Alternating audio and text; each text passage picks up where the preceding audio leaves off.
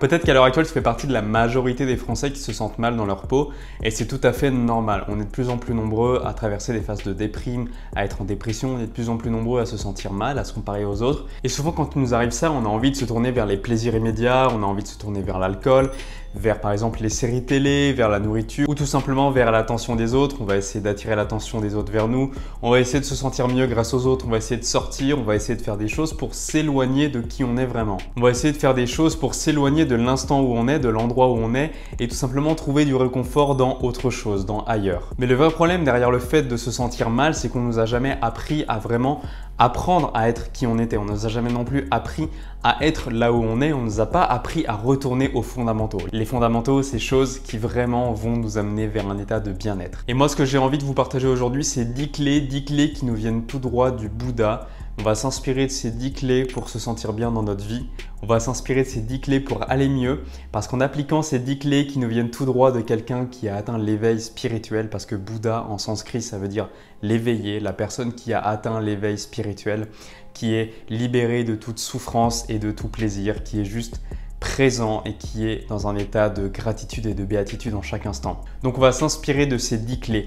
Mais juste avant, si tu ne me connais pas, si tu arrives sur cette chaîne YouTube grâce à cette vidéo, moi c'est Alex. Ici sur cette chaîne YouTube, on parle de nutrition, d'alimentation, de santé, à la fois mentale, physique, spirituelle, pour être bien dans son corps, bien dans sa tête, avoir de l'énergie toute la journée. D'ailleurs, si tu veux booster ton énergie, j'ai une formation offerte pour toi. Elle est disponible juste ici ou dans les liens, évidemment, dans la description. Maintenant, c'est parti, on passe tout de suite à la vidéo. Le premier conseil qui nous vient du Bouddha, c'est d'être conscient et d'être éveillé et de faire de cet état de conscience et d'éveil un but et une priorité dans notre vie. À l'heure actuelle, on a tendance à vouloir s'écarter de nos problèmes, à vouloir oublier nos problèmes en se perdant sur YouTube, en se perdant dans des vidéos, en se perdant dans des séries, en buvant de l'alcool, en allant fumer, de la drogue ou des cigarettes.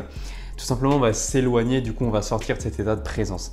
Moi, ce que je t'invite, c'est à revenir à cet état de présence, à vivre en conscience, à manger en conscience et pas à manger pour ressentir une sensation. La deuxième clé que nous donne Bouddha, c'est de ne pas agir comme les autres et d'essayer de s'éloigner de la masse et de s'éloigner du conformisme. Parce que quand on essaie de se conformer à ce que les gens veulent qu'on soit, à ce que la société veut qu'on soit, quand on essaie de se conformer à quelque chose, on risque très certainement de s'éloigner de qui on est vraiment. Parce qu'on va s'oublier pour finalement correspondre à un moule, rentrer dans un moule. Et c'est typiquement ce qui va nous mettre en état de dépression. Parce qu'on va se sentir pas bien par rapport à la société. On va se sentir nul par rapport à la société, par rapport au moule, par rapport au conformisme dans lequel on veut rentrer. Alors que si on s'éloigne des autres, si on s'éloigne de ce que les autres pensent de nous, on va réussir à atteindre cet état de bonheur. La troisième clé que nous donne Bouddha, c'est de se valoriser soi-même et de se valoriser tous les jours sans attendre quoi que ce soit de la part des autres, sans attendre d'être flatté par les autres, sans attendre d'être mis en valeur par les autres. Pourquoi faire ça? Qu'est-ce qui nous pousserait à faire ça? C'est égoïste, non? C'est, comment dire, c'est peut-être un peu prétentieux de se donner des compliments, de se valoriser, de se jeter des fleurs. Mais finalement, le fait de faire ça, le fait de se jeter des fleurs, le fait de tout simplement de s'élever, de se valoriser, c'est se donner du positivisme, c'est se donner de la positivité, c'est se donner un objectif et c'est tout simplement exprimer de l'amour pour qui on est vraiment, sans attendre que ça vienne des autres. Parce qu'il n'y a rien de pire que d'attendre que l'amour vienne des autres. Il n'y a rien de pire que d'attendre que ça vienne des autres. Parce que ça viendra jamais des autres. Les autres vont nous donner quelque chose et puis 2 secondes après, ils vont nous le reprendre. Les autres vont nous donner quelque chose et 2 secondes après, ils sont plus avec nous et on va attendre encore quelque chose. On sera dans cet état d'attente perpétuelle. Et si on est dans cet état d'attente perpétuelle, on est dans l'attente d'un futur idéal. Donc on n'est pas dans l'instant présent, on ne vit pas en conscience et c'est pas ce que nous enseigne Bouddha. Bouddha nous dit une 4e chose pour nous sentir bien. Il nous dit d'aider les autres plutôt que d'attendre quelque chose en retour de la part des autres. Peut-être que ça vous est déjà arrivé, mais quand on aide quelqu'un, quand on aide un groupe, quand on aide sa famille, quand on aide son copain, sa copine, quand on aide ses amis, ou quand on aide quelqu'un qu'on ne connaît pas dans la rue en lui donnant une petite pièce ou en lui achetant de la nourriture par exemple, pour les sans-abri, on se sent instantanément heureux. Parce qu'on éprouve de la gratitude et on éprouve de la joie par rapport à qui on est. On fait preuve de bienveillance par rapport aux autres et ça va nous mettre dans un état de joie et dans un état d'amour. Par exemple, il y a un exercice que je vous donne en prime que Bouddha n'exprime pas de cette manière-là mais qui est connu dans énormément de religions, dans énormément de domaines spirituels.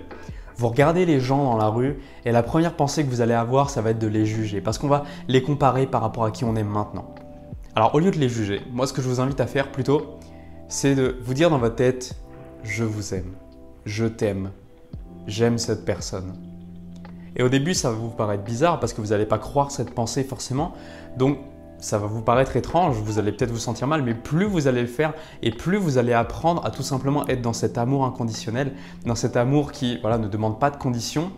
Et vous allez oublier le premier jugement. Et si vous vous dites ça en comparaison au jugement, vous allez vous rendre compte que c'est plus simple finalement et ça vous apporte plus de bonheur de vous dire « je t'aime, je vous aime » en regardant quelqu'un sans se faire prendre, il ne faut pas le fixer non plus, mais vous voyez quelqu'un qui passe et vous vous répétez dans la tête « je vous aime, je l'aime, j'aime cette personne ».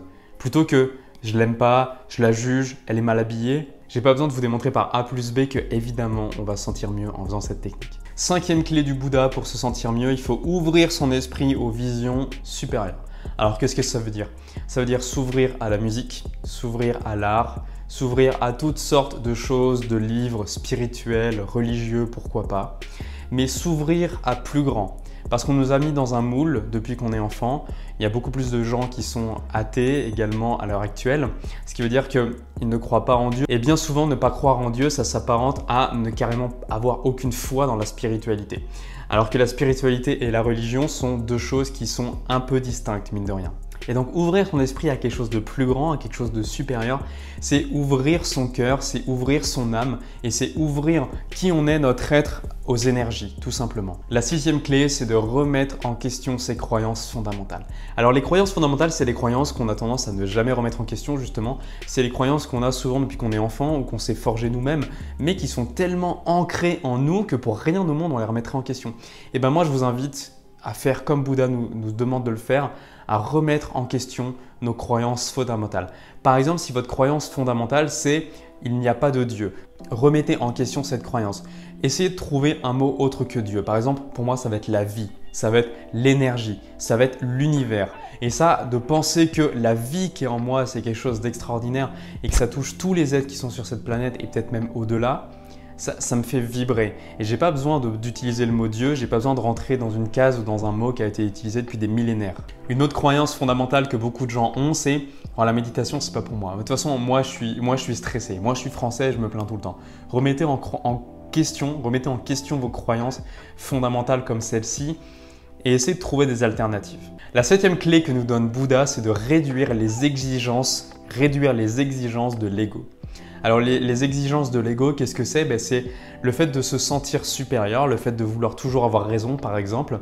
Essayez de réduire ces exigences-là. C'est pas grave si vous avez tort, ça n'enlève rien à qui vous êtes. La personne en face de vous ne s'en souviendra pas que vous avez eu tort. Et ça serait finalement créer des tensions supplémentaires que de vraiment vouloir toujours avoir raison. Donc réduisez les exigences de votre ego, essayez de voir les moments où ça vous titille de l'intérieur, les moments où vraiment là vous aimeriez faire taire l'autre, vous aimeriez avoir raison, vous aimeriez qu'il se taise, vous aimeriez juste être supérieur, vous aimeriez être mieux que lui, mieux que l'autre. Essayez de réduire ces exigences et vous vous sentirez mieux. 8e clé que nous dit Bouddha, c'est d'avoir un objectif de vie qui a un grand sens. Plutôt que d'avoir un objectif de vie qui est juste de laisser couler sa vie et peut-être un jour arriver à la retraite dans 40-45 ans, je ne critique pas cet objectif de vie évidemment. Vous pouvez avoir les objectifs de vie que vous voulez, mais si vous voulez vous sentir bien, il faut avoir des objectifs de vie grands. Ça ne veut pas dire gagner beaucoup d'argent, ça ne veut pas dire faire forcément un tour du monde, mais au lieu de se dire « tant pis, je suis dans mon train-train quotidien et c'est comme ça », essayez d'avoir un objectif de vie grand comme « je veux me sentir heureux ». Je veux changer mes croyances, je veux devenir une personne différente, je veux vraiment rendre les gens heureux autour de moi, je veux agir à mon échelle, je veux par exemple créer une association dans mon quartier, pourquoi pas. Mais ayez un objectif qui a du sens pour vous et qui a du sens beaucoup plus que quelque chose de banal, mais vraiment un objectif qui a du sens au sens grand du terme. La 9e clé que nous donne Bouddha, c'est de ne jamais se considérer comme étant pleinement et complètement évolué. Ça rejoint tout ce qu'on a dit jusqu'à maintenant.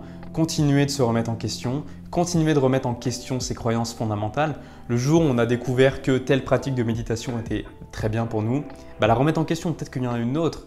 Peut-être que la méditation finalement c'est bien, mais peut-être que c'est pas fait pour tout le monde, peut-être que les autres ont d'autres sortes de méditations, etc. Donc, continuez toujours son développement interne. Et enfin, la 10e clé que nous donne Bouddha, c'est de toujours essayer d'ouvrir son esprit à la spiritualité, d'y aller à son rythme, d'utiliser les techniques qu'on veut, d'utiliser les moyens qu'on veut, mais d'ouvrir son esprit à la spiritualité. Parce que la spiritualité, finalement, c'est la porte d'accès à notre âme et c'est la porte d'accès à qui on est vraiment. Plutôt que de rentrer dans des considérations type ego, j'ai telle position matérielle, j'ai tel loyer, j'ai tel appartement, j'ai tel salaire, etc. Ouvrir son esprit à la spiritualité, c'est ouvrir au monde et ouvrir finalement à son âme. Donc, qui je suis vraiment, comment je me sens, quelles sont mes émotions, est-ce qu'il y a quelque chose au-delà, est-ce que je rayonne plus d'énergie que finalement je le pense. Voilà, essayez d'ouvrir son esprit à la spiritualité. J'espère que cette vidéo elle vous a plu. Si c'est le cas, n'hésitez pas à laisser un gros pouce en l'air et à vous abonner pour ne rater aucune des prochaines vidéos. D'ailleurs, si vous voulez aller plus loin, vous pouvez aller voir dans les liens dans la description. Il y a plusieurs formations offertes, il y a des formations payantes. Je vous laisse aller voir tout ça si ça vous intéresse. N'hésitez surtout pas à partager cette vidéo sur vos réseaux sociaux. C'est la meilleure manière que vous avez de m'aider et de propulser cette chaîne vers l'avant. On vient de dépasser les 5000 abonnés. Je vais bientôt vous faire une vidéo spéciale 5000 abonnés. Du coup, ce que je vous propose pour ceux qui sont restés jusqu'à la fin, c'est de me mettre dans les commentaires de cette vidéo des questions que vous aimeriez me poser auxquelles je pourrais répondre dans une prochaine vidéo qui serait une espèce de foire en question pour les 5000 abonnés. Ou si vous avez d'autres idées à me proposer pour la vidéo des 5000 abonnés, n'hésitez pas à le mettre dans la description. Je suis preneur parce que 5000 c'est la moitié de 10 000. 10 000 c'est un peu un espèce d'objectif sur YouTube. Je crois qu'on va y arriver très prochainement, je ne sais pas quand. Donc déjà, on va fêter ces 5000 ensemble. Et c'est grâce à vous, je vous remercie, mais je vous remercierai encore plus dans une prochaine vidéo. Voilà les amis, je vous laisse là, je vous souhaite de passer une excellente journée. Prenez soin de vous, prenez soin de votre alimentation. N'oubliez pas de vivre et de manger en conscience, c'est le plus important. Être dans l'instant présent, être dans la conscience. N'hésitez pas à me dire si ce genre de vidéo vous plaît, si les vidéos autres que la nutrition ça vous plaît. Voilà, moi je vous laisse là, je pense que j'en ai assez dit. On se dit à la prochaine. Ciao!